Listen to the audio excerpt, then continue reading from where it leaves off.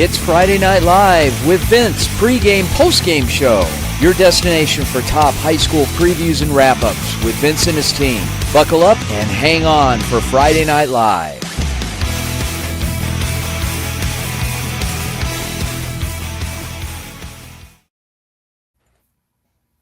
Welcome to Friday Night Live, presented by the Varsity Sports Show team. My name is Vince DeLisio. As always, joined by a couple of our amazing team members, starting with Cole Bruntz and Nick Hill. Cole from the University of Arizona. Cole, how's your week been? It's been pretty good, Vince. Doing a couple commercials, promoting some shows. It's been good. It's been a lot more quiet on campus now that the March Madness run is over, unfortunately, but it helps get the studies back up. Yeah, well, that's awesome. And Nick Hill from Arizona State. Nick, how's it going for you? I'm doing good, Vince. Yeah, I was just at the Brophy game earlier today, and that was, it was a pretty awesome experience. Brophy is a very talented baseball team. I believe they were ranked 5th in the 6th division, so they're definitely one of the better teams. Awesome. Little Brophy Bronco baseball hosting Sunny Slope today, and great matchup there and a great game. So anyway, let's kick things off here in our weekly sports wrap. We've got a lot of content, a lot of great things happening tonight to talk to you folks about, and we'll kick it off with turning it over to Cole. Cole, take it away. Yeah, so first off, we'll have Nick here introduce Braden Goetz. Yeah, so we have a quick pre-recorded segment from Braden Goetz. He is from the University of Arizona on the Sugar Skulls. The Tucson Sugar Skulls Report, presented by the Varsity Sports Show, giving you a weekly insight on the latest Sugar Skulls news and updates on Tucson's indoor football league team. Now presenting the Tucson Sugar Skulls Report. Another heartbreak at home as the Tucson Sugar Skulls comeback fell short in a 48-42 loss to the San Diego Strike Force. Tucson raised a 20-point deficit and tied the game with just over a minute to play and looked ready to complete one of the most dramatic comebacks of the season, only to watch San Diego answer with a game-winning score in the final minute. Tucson kept it close in the first quarter, but fell behind 34-14 at half. Tucson opened the second half with a rogue point from kicker Kevin Macias. Then, leaning to their most effective strength all night, which was the run game, Brandon Mackey broke loose for a 29-yard touchdown run, finished with 50 yards and 2 scores on just 6 carries. Tucson was able to steadily chip away at San Diego's lead with physical and efficient ground attack. Tucson scored 28 unanswered going into the final quarter, but was unable to pull out the W. Tucson falls to 1-2 on the season. Their next game is at home against the New Mexico Chupacabras, who they previously beat on the road. San Diego's traveled back home to take on the Quad City Steamrollers. That'll do it for this week's rendition of the Tucson Sugar Skulls Report. Thanks for watching. Yeah, nice little recap there from Braden Goetz. Thank you, Braden, about the Tucson Sugar Skulls Report. Next, we will have Craig Baker joining us with a pre-record from UNLV, and he will be talking about the Faith Lutheran versus Palo Verde baseball recap. How's it going, Varsity Weekly Live? I'm Craig Baker of the Varsity Sports Show, and for this segment, I present to you a game that I will recap that I had the pleasure of calling with my colleague Marlon Mundo, a Monday night baseball game between the Palo Verde Panthers and the Faith Lutheran Crusaders. It was a tremendous baseball game, and it was so much fun to call, and here is the recap. A game that started as a true pitcher's duel featured 2 aces on the bump, with the Panthers' Zach Franke squaring off against Faith's ace, Liam Radke. Radke, the Crusader, tossed 6 innings of 1-run baseball coming courtesy of an error. His strong performance on the mound had his team up 3-1 going into the top of the 7th. Franke of the Panthers, on the other hand, used his electric breaking ball to shut down the Crusader lineup, only allowing 2 unearned runs in 4 2/3 innings of work. Fellow relievers of his were able to keep it tight into the final inning at a 2-run deficit, and that's really where the Panthers came alive. Crusader seniors Herderick and Kalura allowed 6 runs on 3 hits to the Panthers, flipping the game upside down in the top half of the 7th. After getting out of the inning, the Crusaders mounted a furious comeback, plating 3 runs and getting the tying run in scoring position. But their work amounted to be too little, too late, and the Panthers escaped with a final score of 7-6. Yeah, so thank you to Craig Banker for giving us that quick little recap on the Palo Verde baseball game. Next up, we're going to just have a quick word from our sponsors. APAC is your one-stop source for all your automotive and heavy-duty air conditioning parts, supplies, and equipment. They're family-owned and have been the Valley's go-to for all your auto AC needs since 1982. Whether it's for your everyday or vintage car, commercial, or off-road vehicle or equipment, APAC has you covered. Call APAC, AAPAK, the AC experts at 602-254-1116 and ask for the Varsity Special to get 10% off your purchase.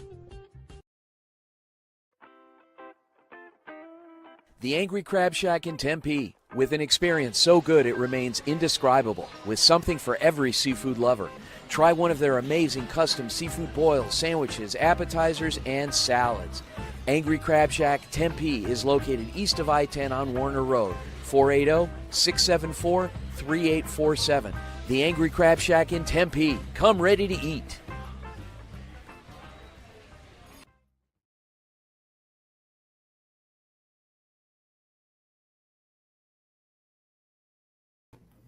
Yeah, so got a couple of commercials there from our sponsors, and there's a lot of sports going on this week. Nick, both NBA playoffs and NHL playoffs are starting this weekend. What do you have any teams that are in the playoffs that you're rooting for? Yeah, so funny you just mentioned that. I mean, just today I think the Suns beat the Warriors, so they're going to be in the playoffs. I believe they're going to be playing the Thunder.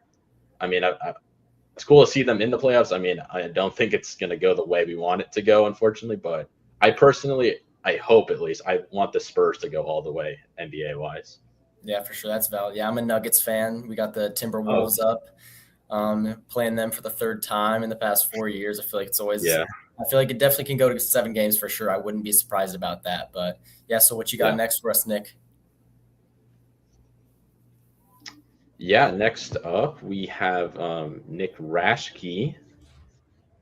Mr. Rashke, the Nick and Nick duo. We're back here on Friday Night Live, man. We are. Yeah. We got a quick little Brophy recap from you from the baseball game. So what do you got for us, man? So, well, you and I, we were both at Brophy just a few hours ago, and it was senior day at Brophy. They were going against Sunny Slope, and, well, quite a day for them it was. 15-0 was the score. That's 15-0. I mean, Brophy, their lineup was just insane. You had pitcher Charlie Borchardt. He went 4 innings scoreless. Braden Harmon, second baseman, he had some good plays, got on base a lot. Andre Ethier's son, Dre Ethier, he was pretty good at the shortstop. Then you had Ryan Fesperin, Nico Lara, Isaac Holder. I mean, I could go down their entire lineup. They were amazing. Pitcher for Sunny Slope, that was who was that? Apologies. That was Chase Simpson. He went 2.1 innings, gave up I believe it was 7 runs on like 6 hits and 4 walks. So not the best outing for them, but the scoring was really interesting because in the first inning, Brophy got a 1-0 lead. The second one, they jumped out to 3-0, and then it was 5 runs in the third and then 7 in the fourth to make it 15 runs. So they kind of scored exponentially throughout the game. So it was pretty dominant, and yeah. Yeah, I mean, obviously Brophy just kind of showcased their dominance, kind of proved why they're a high-ranked team in the 6th conference, They did. And so Brophy is currently sitting, I believe, 5th in the state in AIA. Sunny Slope is currently down at 19th, but Brophy, they're a team to look out for in this upcoming playoffs. They absolutely are. Nick, I want to thank you for your time, man. It's always a pleasure to have you on here. Thank you, Nick. Yes, we'll work again. Absolutely. And I'm going to go ahead and pass it on over to Cole. Thank you, Nick. Yeah, next we will have Kyle Weselick from ASU joining us talking about the Suns recap of the play-in game. What's going on, Kyle? Not much, Cole. How you doing? Good, man. Good. Yeah. So that game just ended, the last play-in game. for this season. Suns came out on top, 111-96, 15-point win. This was their second shot at it. They played in that first 7 versus 8 matchup. Unfortunately, they fell to the Portland Trailblazers, who went on a late run to finish that one off. But being in that 7 seed in this play-in tournament, they were given that second opportunity going up against the Golden State Warriors here today. Fast start, jumped out in the first quarter. First quarter, they were up by 18 points, 33-15 score. Golden State, just like they did in their first playing game, worked their way back in, halftime, 5-point game. It was close going into that fourth quarter, within range. Honestly, I thought, based off of that first playing game with the Portland Trailblazers, that there was a chance the Suns let up a late run to let the Warriors back into it, but they held their own. Jalen Green, once again, masterclass of a game, ended with 36 points, back-to-back 30-point performances. So they did secure that 8 seed in the Western Conference, but they are going to have to go up against Oklahoma City Thunder, defending champs. Again, number 1 seed in the West. It's going to be a tough matchup. But I think there's a possibility Suns could come out with a couple wins, but it's hard to see them winning that series with the offense and defense of power that OKC has. But it's the playoffs. Anything can happen. We've seen an 8 seed in the East, the Miami Heat, I think it was 3-4 years ago, made it all the way to the finals, played the Nuggets. I believe it went to 6 games. They ended up losing it, but anything's possible in the playoffs. So it'll be interesting to see. Sure, yeah, I know the Thunder are definitely the heavy favorite to win it all, but what do you think is going to take for the Suns, to be able to go into Oklahoma City and get wins on the road like that? Yeah, it's going to be a tough atmosphere either way in that scenario, but I think it's going to have to be on that defensive end. OKC, you can see they go on spurts where they can go on 20-5 runs, and that just can take the life out of their opponent. So staying good on defense, and 3-point shooting, I think, is going to be a very important aspect for the Suns to have a chance.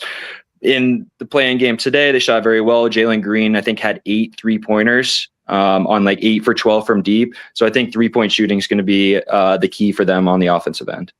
Awesome. Well, that's Kyle Westlick, everybody, from ASU, and thank you for joining us. We'll pass it now back to Nick. Yeah, so we actually got a double header here from Kyle. He's got a quick little pre-recorded segment for us, and he's going to be talking on the Diamondbacks weekend. We're back home at Chase Field for the first time in 12 days on Friday night to open up their series against the defending American League champion Toronto Blue Jays. Diamondbacks, who have only had 2 home series all year, are back home in Phoenix, but this series has a little bit more than just baseball. On Friday night, after the last pitch, there is no reason to go home because there will be post-game fireworks. Friday night's game is also special because it's D-backs Autism Acceptance Night, presented by the Roman Empire Agency as part of the many events that recognize April as National Autism Acceptance Month. Tickets through this offer are available at special discounted rates. A portion of each ticket purchase through this offer will also be donated to autism programs in Arizona. The tickets purchased through this special event offer will include a D-backs Autism Acceptance hat. And if this wasn't enough, Saturday night's game will feature 20,000 free Ketel Marte t-shirts, courtesy of State Farm, so the first 20,000 fans into the stadium. To cap off their series with Blue Jays, the Diamondbacks are offering 2 different special event tickets for Sunday night's afternoon game. The first is yoga on the field before the game. Starting at $53, you will receive a ticket to the game, a pre-game yoga class in the outfield, and a special edition D-backs Ranchero cap. On Sunday, there is also a Canadian Heritage special event that starts in the low $60 range and gets you a seat in the hundreds level and an exclusive co-branded Canadian Heritage D-backs hat. With the D-backs back in town this weekend, it should be an exciting atmosphere at Chase Field. Awesome. Well, thank you for that, Kyle, for that pre-recorded segment. I did not know all of that stuff going on at the Diamondbacks arena, so that is very cool. But next, we will have Janice Reyes from ASU talking about the ASU men's lacrosse preview. I'm Janice Reyes with the Varsity Sports Show, and today I will be talking about some lacrosse. Arizona State men's lacrosse is coming off a big win, beating GCU at 17-2. It was one of their strongest performances of the season, with the offense working its magic and the defense stepping up. Right now, ASU sits at a record of 6-6, and it's looking to build some momentum at the most important time of the year. This Saturday marks the final regular season game for ASU, which will be taking on its biggest challenge yet, the University of Arizona. Arizona comes into this matchup with a 10-1 record and is currently ranked number 8, making them one of the top teams in the country. It's a rivalry game, and with it being the last game of the season, there's even much more on the line. For ASU, this is a chance to finish strong and prove they can compete with one of the best. For Arizona, it's about keeping its dominance going and heading into the postseason with confidence. ASU will look to carry over the energy from its last win, while Arizona will try and stay in control. Both teams have been counting down to the Territorial Cup, and you can expect a full-out effort from each side in this matchup. Once again, I'm Janice Reyes with the Varsity Sports Show. Welcome back to Friday Night Live, presented by the Varsity Sports Show. And we're joined by a special guest and a good friend of mine. You notice I'm sporting my Rattlers jersey here. Isaiah Houston. Isaiah, I met back in 2014 when I coached out at Phoenix College, and he quickly emerged as a leader in the program, our top receiver, our do-everything, special teams player, did everything, and moved on.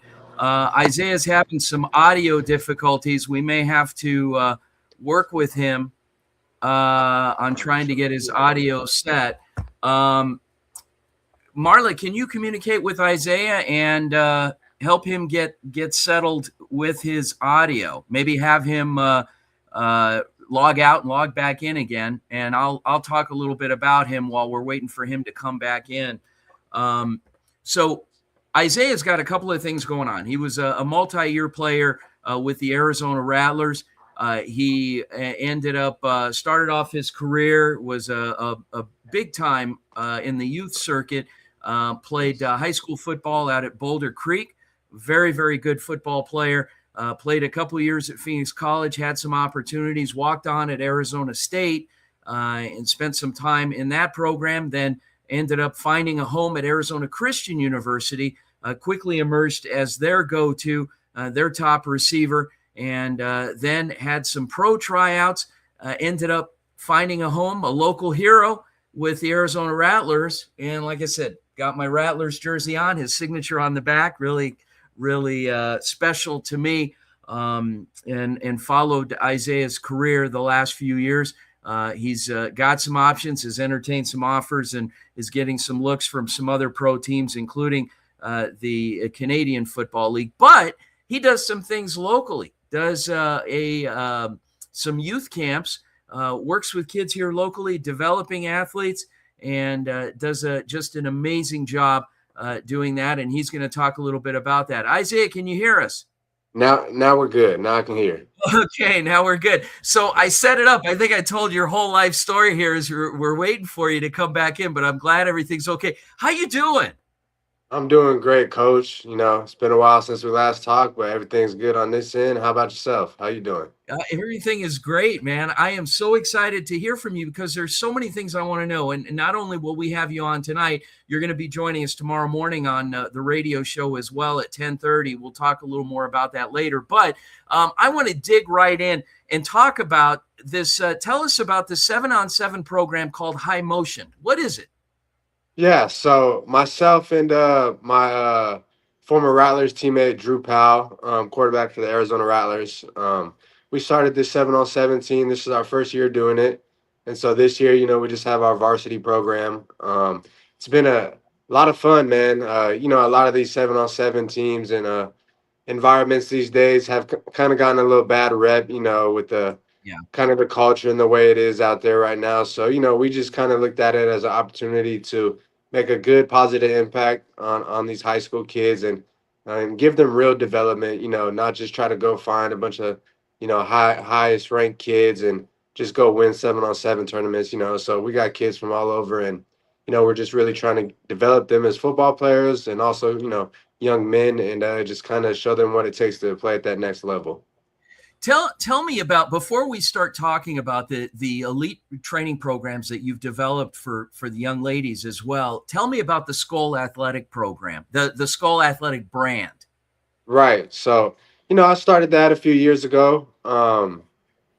Kind of the idea behind that was just wanted to give kids a chance, train with a pro athlete. When I was in high school, I would have loved to train with a pro athlete and just kind of get the ins and outs of kind of what that lifestyle is like. And, with social media these days, it's kind of easy to kind of give a glimpse into how, a serious athlete has to train and kind of go about their business. So that was kind of my inspiration behind starting that. And, it's grown into, we training kids in the gym. We got the 7-on-7 program, we got the field sessions going on, and just being able to kind of give these kids what I didn't have back in high school. And, it's been a lot of fun, and just my way to give back.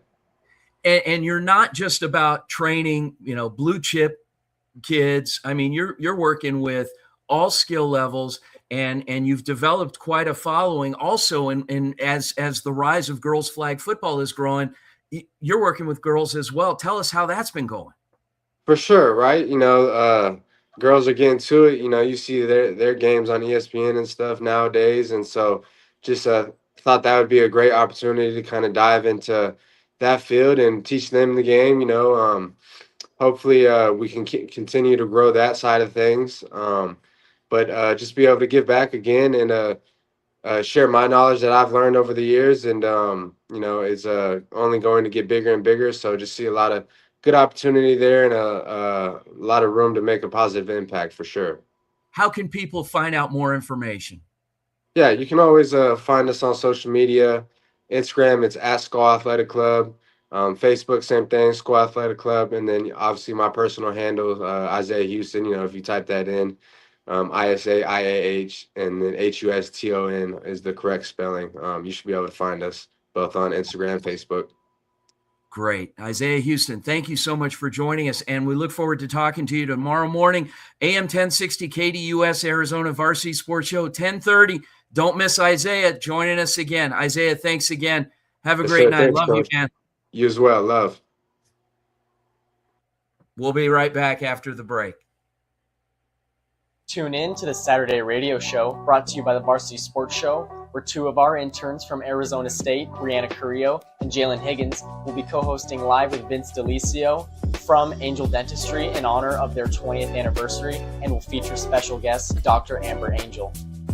Tune in on Saturday at 10 a.m. MST from KDUS AM 1060 to listen live.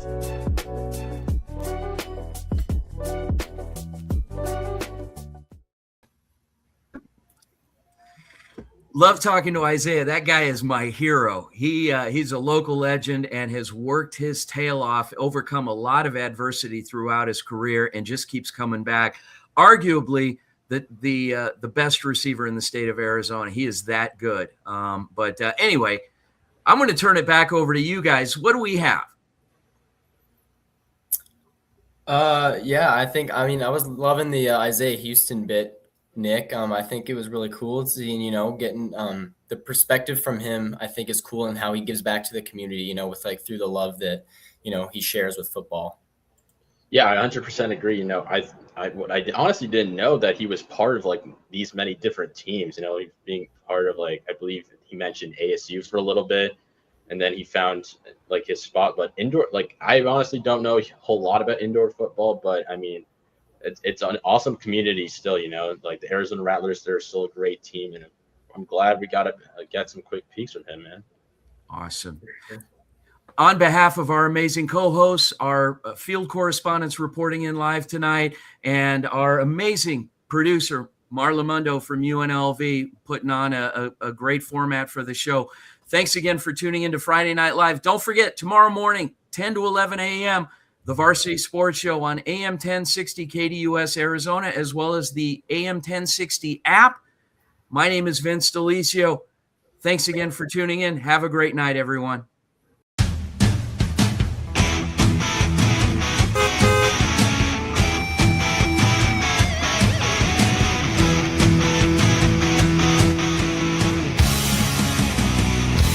It's Friday Night Live with Vince, pregame, postgame show. Your destination for top high school previews and wrap-ups with Vince and his team. Buckle up and hang on for Friday Night Live.